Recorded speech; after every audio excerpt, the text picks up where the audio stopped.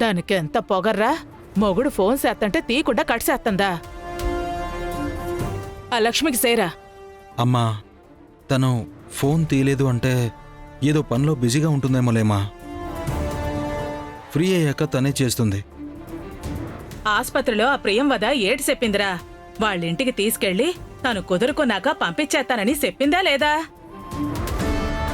2-3 రోజులుంచుకొని తన మైండ్ని నార్మల్ చేస్తాను. అన్నీ సర్దుకున్నాక నేనే సింధుజాక్షని తీసుకొచ్చి మీకు అప్పగిస్తాను.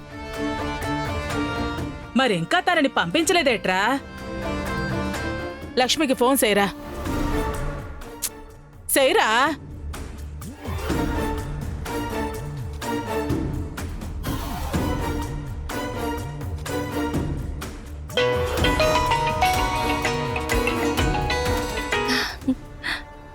హాయ్ అన్నయ్య, కంగ్రాచులేషన్స్ అన్నయ్య.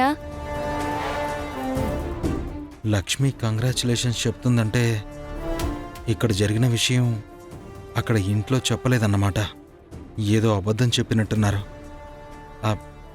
ఎలా ఉన్నావమ్మా లక్ష్మి? నాకేంటన్నయ్య, దేవుడు పాదాల దగ్గరున్న పువ్వులాగా క్షేమంగా ఉన్నాను, సంతోషంగా ఉన్నాను.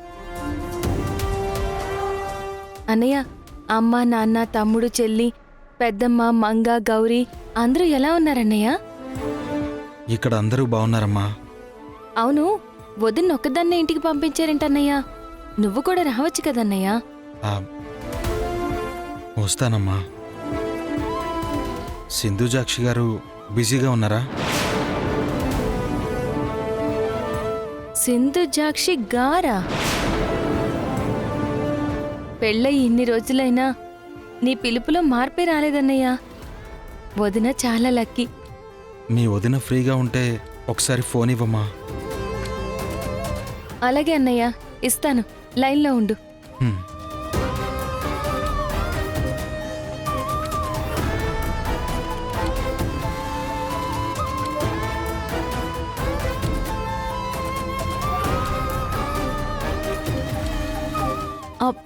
అత్తయ్య, 2-3 రోజుల తర్వాతైనా ఈ విషయం గురించి అందరికీ ఒక క్లారిటీ ఇవ్వాలి కదా.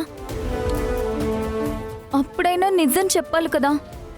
అదేదో ఇప్పుడే మనం చెప్పేస్తే ఒక పని అయిపోతుంది అనిపిస్తుంది అత్తయ్య. సింధు, ఆవేశపడుకో. ఈ విషయాన్ని నాన్నగారు అంత ఈజీగా తీసుకోరు. డివోర్స్ కోసం అతను ప్రయత్నించట్లేదు, నువ్వు ప్రయత్నించావు. డివోర్స్ కోసమే నువ్విదంతా చేశావని నాన్నగారికి తెలిసిందనుకో, నాన్నగారే నిన్ను చంపేస్తారు. అందుకే చెప్తున్నాను, నువ్వు కూల్గా ఉండు. ఈ విషయం గురించి ఎప్పుడు ఎలా డీల్ చేయాలో నేను చూసుకుంటాను.